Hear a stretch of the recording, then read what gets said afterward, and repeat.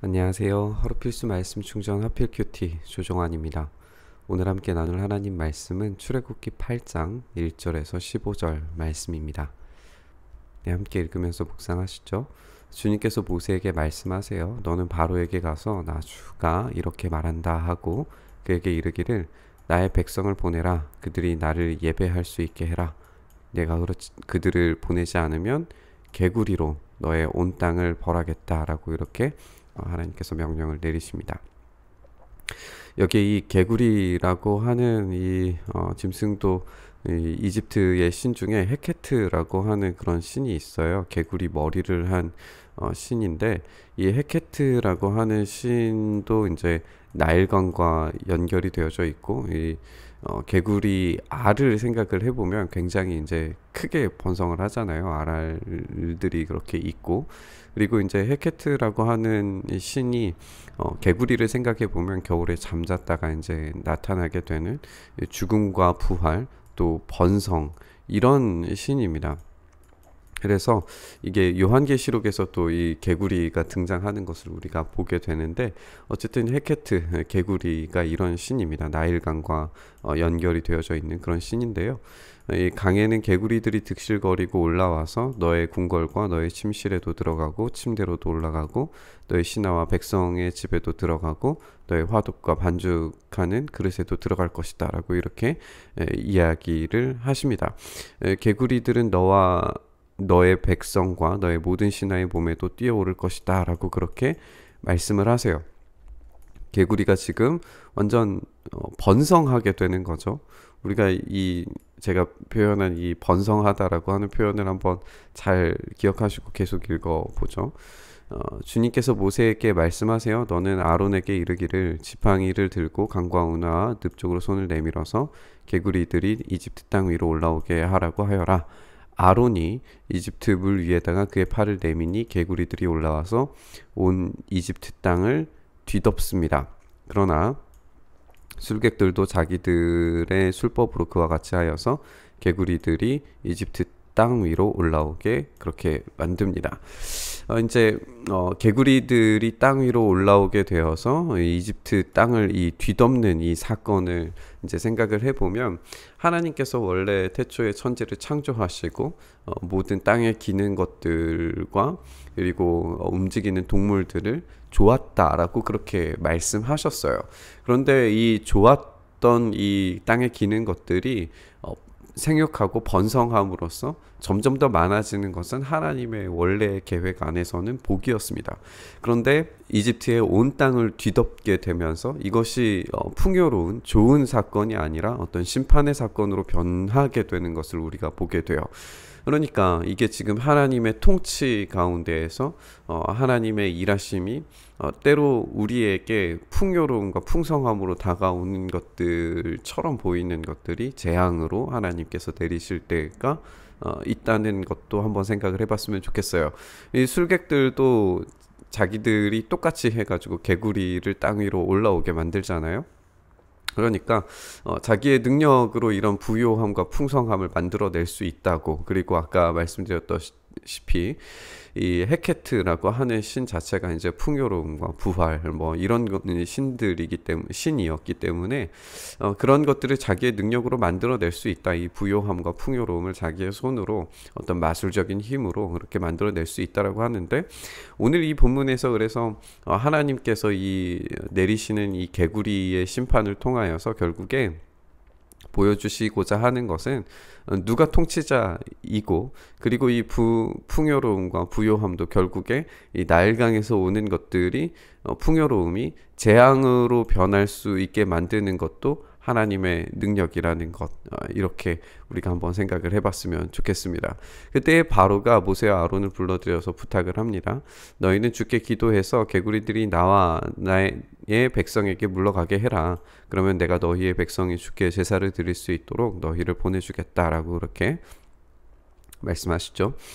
모세가 바로에게 대답합니다. 기꺼이 그렇게 하겠습니다. 그러면 제가 언제쯤 개구리들이 궁궐에서 물러가고 강에서만 살게 해서 임금님과 백성들이 이 재앙을 피할 수 있게 기도하면 좋겠습니까? 라고 이렇게 다시 바로에게 질문을 하니까 바로가 대답을 해요. 내일이다. 좀 말이 재미있는 것 같아요. 왜냐하면 지금 당장 이걸 해결해라가 아니라 내일이다 라고 하면은 내일이 오기 전까지의 시간이 있는 거잖아요. 그러면은 그 내일이 오기 전까지의 시간 동안에 자기의 어떤 최선의 노력 또는 마술적인 힘을 빌어서 개구리가 나오게도 했으니까 없애는 것도 가능한 것을 이 마술사들을 통하여서 보려고 했던 것은 아닐까, 이런 생각이 들기도 합니다.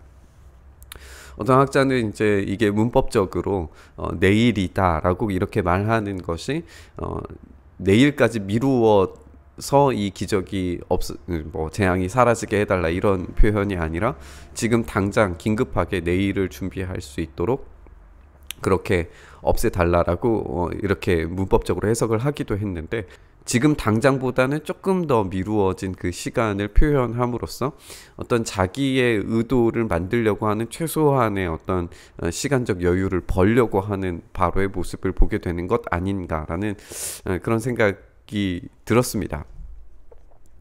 모세가 말해요. 말씀대로 하겠습니다. 이렇게 해서 주 우리 하나님과 같은 분이 없다는 사실을 알게 하여 드리겠습니다.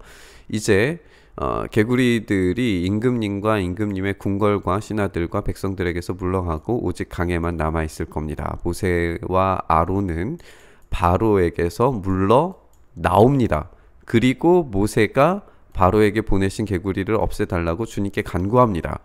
이 장면도 한번 생각해 보죠. 모세와 아론이 바로 앞에서 기도할 수도 있었잖아요. 모세가 바로가 보는 그 바로 앞에서, 눈앞에서 바로 기도할 수 있었을 거예요. 눈앞에서 기도하지 않고 물러가서, 여기에 물러 나와서 주님께 간구합니다. 그러니까 이 말은 지금 당장의 어떤 기도의 행위가 바로 앞에서 일어난 게 아니라 보이지 않는 곳에서 한 거예요. 좀 의아하잖아요. 거기 앞에서 기도했더니 개구리들이 물러갔다라고 그렇게 보여지게 되면 오히려 바로가 생각했을 때, 아, 기도하니까 응답이 되는구나, 진짜 하나님이 이런 기적을 행하시는 분이구나, 이렇게 생각할 수도 있을 것 같은데 모세와 아론이 그렇게 하지 않아요. 떠납니다. 떠나서 물러나와서 보이지 않는 곳에서 기도하고 그 기도가, 간구가 이루어집니다. 왜 그랬을까를 한번 생각을 해봤어요. 만약에 눈앞에서 기도를 했는데 그 기도가 이루어졌다면 이것은 하나님의 일하심이 아니라 모세와 아론의 어떤 마술적인 힘이라고 그렇게 믿었을 수 있을 것 같아요. 왜냐하면 마술사들이 나오게 했잖아요. 그런 어떤 행위들을 바로의 눈앞에서 함으로써 이게 마술사적인 행위와 느낌 그리고 능력이 바로 아론에게 있다라고 하는 어떤 그런 생각 자체를 뿌리 뽑으려고 하는 그런 시도이지 않았을까라는 생각이 좀 듭니다. 그러니까 모세와 아론이 하는 게 아니라 오로지 하나님께서만 일하고 계시다는 것을 이제 보여주는 거죠. 어쩌면 이런 행동이 바로의 마음을 더 완악하게 만들었는지 모르겠어요. 주님께서 모세가 간구한 대로 들어주셔서 집과 뜰과 밖에 있던 개구리들이 다 죽었어요. 사람들이 이것을 모아서 무더기로 쌓아 놓으니까 그 악취가 온 땅에 가득하게 됩니다. 이제 개구리가 그렇게 많이 나왔는데 이 생명의 이 사건, 풍요로움의 이 사건이 악취가 온 땅에 가득하게 되는 재앙으로 지금 벌어지게 되는 것을 보게 되죠. 그러니까 헤케트라고 하는 신, 나일의 어떤 신들이 지금 심판을 받아서 자기의 능력을 완전히 잃어버리고 죽음의 냄새가 지금 이집트 온 땅 가운데 가득하게 되는 것을 보게 됩니다. 바로는 한숨을 돌리게 되니까 주님께서 말씀하신 대로 또 고집을 부리고 그들의 말을 듣지 않게 됩니다. 그러니까 여기에서 어쩌면 눈앞에서 벌어지는 어떤 행위적인 것들을 바로가 보려고 했던 건 아닐까라는 생각이 들기도 하는 것 같아요. 하나님께서 고집을 부리고 말을 듣지 않게 한 것, 그 속에서 무슨 일이 네가 한 거 아니네, 그냥 자연스럽게 벌어진 일이네 라고 하는 그런 마음들이 바로의 마음속에 들려지지 않았을까라는 생각을 지우기가 힘든 것 같습니다. 그렇게 생각을 해보면 우리가 하나님의 일하심, 하나님의 역사에 대해서 우리도 동일한 태도를 가질 때가 얼마나 많은지 한번 생각을 해봐요. 우리는 우리의 눈으로 직접 하나님의 일하심을 보길 원하죠. 기적이 우리의 눈앞에서 펼쳐지고 우리가 기도하면 직접 이루어지고 또 어떤 풍요로움이 내 눈앞에 지금 당장 벌어지기를 원하고 이런 것들을 원하는데 하나님의 계획은 그런 게 아니죠. 이집트의 신들, 바로가 의지하는 마술사들과 술객들이 의지하는 어떤 힘과 권능들, 이런 모든 것들에 대한 하나님의 심판, 이 모든 것들을 다스리는 건 오로지 여호와 하나님뿐이시라는 사실에 대해서 강력하게 선언하고 계시는데 파라오는 그것에 대해서 아무런 관심도 없어요. 그냥 단지 내 눈앞에서 이 문제가 해결될 것인가, 그리고 이 내일까지라고 그렇게 표현함으로써 자기가 준비할 수 있는 최소한의 시간적인 여유를 만들려고 한 건 아니었을까라고 하는 그런 의심들을 갖게 되면서 이 바로는 끊임없이 자기 능력, 자기의 권위, 자기의 힘을 의지하려고 하는 것을 우리가 보게 됩니다.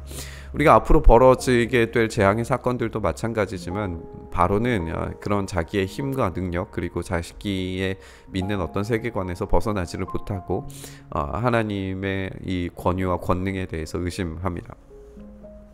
우리도 우리의 힘과 능력을 의지했을 때 철저한 실패를 맛볼 수밖에 없는 것 같아요. 심지어는 하나님께서 이 개구리에게도 원래 창조하셨을 때의 목적을 생각을 해보면 개구리가 번성하는 것, 이 풍요로워지는 것, 번성하는 것, 이거 자체가 죄악시 되거나 문제가 되거나 악이 되거나 어떤 재앙이 되거나 이런 게 아니라 번성하는 건 하나님의 복에 의해서 이루어지는 것이었는데 그 복이 지금 재앙으로 변하게 되는 것을 우리가 보게 되잖아요.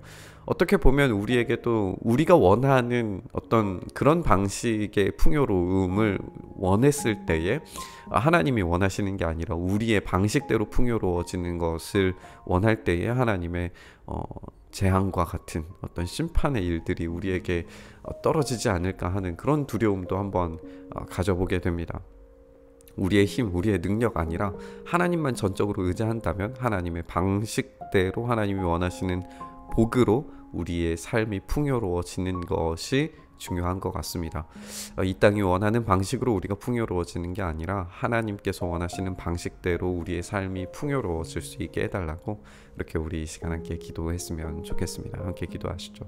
주님께서 우리에게 원하시는 참된 풍요로움과 참된 평화와 또 참된 하나님의 일하심들을 우리가 전적으로 하나님께만 맡길 수 있게 하여 주시옵소서. 바로처럼 정말 거짓된 것들, 그리고 세상이 원하는 그런 풍요로움에 얽매여서 그런 것들의 삶을 온전히 헌신하는 그런 어리석음을 우리가 반복하지 않게 하시고 전적인 하나님의 통치가, 하나님의 다스리심이 우리의 삶을 붙드셔서 오로지 하나님이 풍요롭게 하시는 그 은혜를 누리는 삶 될 수 있도록 역사하여 주시옵소서. 그렇게 우리의 삶을 붙드시고 일하시기를 소망하며 우리 주님 예수 그리스도의 이름으로 기도드리옵나이다. 아멘. 오늘 부딪힌 말씀 가지고 함께 기도의 자리로 나아가시죠.